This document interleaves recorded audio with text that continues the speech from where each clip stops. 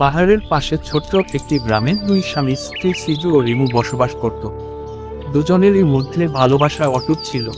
ভালোবাসার কারো ভিতরে কোন কমতি ছিল না। হঠাৎ সিজুর স্ত্রী রিমু সিজুর সাথে অস্বাভাবিক আচরণ শুরু করে। তার ভিতরে অনেক পরিবর্তন দেখা যায়। এই রিমু সিজুর কাছে এক অচেনা মানুষ মনে হয়। তাই সিজুর মনে অনেক কষ্ট। একদিন সিজু তার স্ত্রীকে ডাকে, তখন সিজুর স্ত্রী সিজুকে বলে, কি হয়েছে, ডাকছো কেন, বল। আমার মাছ খেতে ভালো লাগে। সিজু একটু ঘাবড়ে যায় এবং বলে, আমি কি জিজ্ঞেস করলাম আর রিমু কি উত্তর দিল। সিজু বুঝতে পারে কিছু একটা হয়েছে। তখন সে মন খারাপ করে ঘর থেকে বেরিয়ে যায়। পথে সিজুর কাকার সাথে দেখা হয়। সিজুর কাকা সিজুকে বলে, কি হয়েছে, তোকে এমন দেখাচ্ছে কেন। সেজু ওর কাকাকে সব খুলে বলে। কাকা সিজুকে এক দরবেশের কথা বলে। সে বলে, এখান থেকে সোজা যাওয়ার পর এক জঙ্গল দেখবি। ওই জঙ্গলে এক দরবেশ থাকে, তুই তার কাছে যা। কিন্তু এই রাস্তা খুব কঠিন। তুই কি পারবি বাবা? অনেক বিপদের আশঙ্কা আছে। সিজু বলল, আমি আমার স্ত্রীর জন্য সবকিছু করতে পারি। এই এই বলে সিজু রওনা হলো। অনেকটা পথ চলার পর সন্ধ্যা নেমে এলো।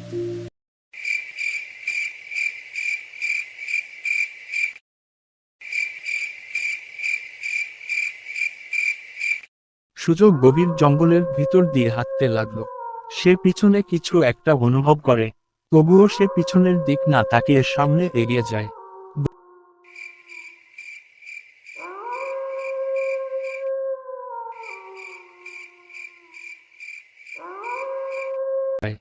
গভীর জঙ্গলে হাঁটার পর সে দরবেশকে খুঁজে পায়।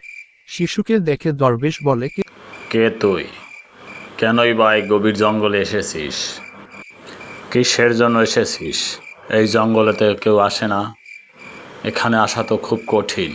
তুই কিভাবে এলি? আমাকে সব খুলে বল।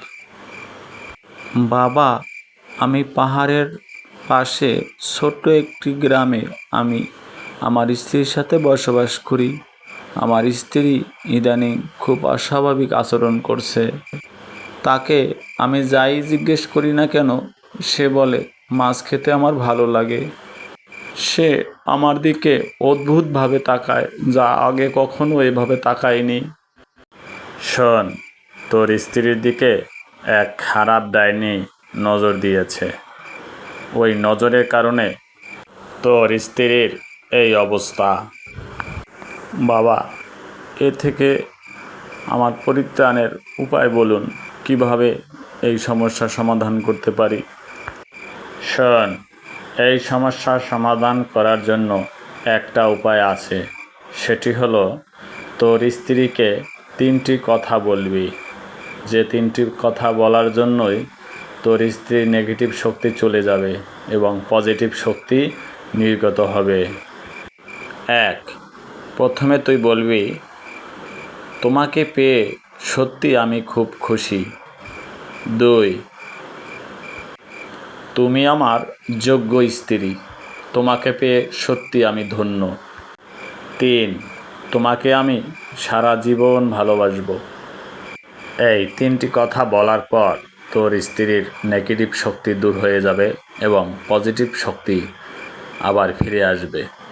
আর শোন, এখান থেকে যাওয়ার পর পিছন দিকে তাকাবি না, সোজা চলে যাবি। আচ্ছা বাবা, ঠিক আছে।